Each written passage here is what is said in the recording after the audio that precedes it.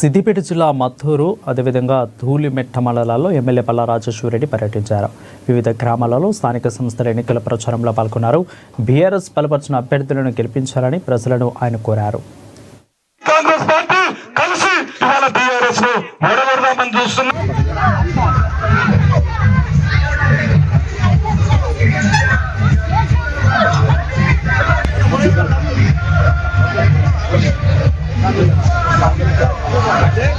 మట్టి కొట్లాడుతూ ఉన్నది గ్రామాలలో.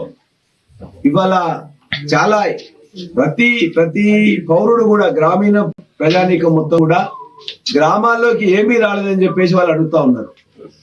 అంతేకాకుండా ఒక్క పింఛన్ కూడా కొత్తది ఇవ్వలేదు, పెంచుతానన్న పింఛన్ పెంచలేదు, మహాలక్ష్మి 2500 ఇవ్వలేదు, తులం బంగారం కళ్యాణ లక్ష్మికి అదనంగా ఇస్తామని ఇవ్వలేదు, పిల్లలకు స్కూటీ ఇస్తా అని చెప్పేసి ఇవ్వలేదు, రైతు బంధు 15,000 పెంచుతామని పెంచలేదు, రైతు బీమా బంద్ చేయడం, యూరియా రాకపోవడం, ఇవాళ వడ్లను కొనని పరిస్థితి.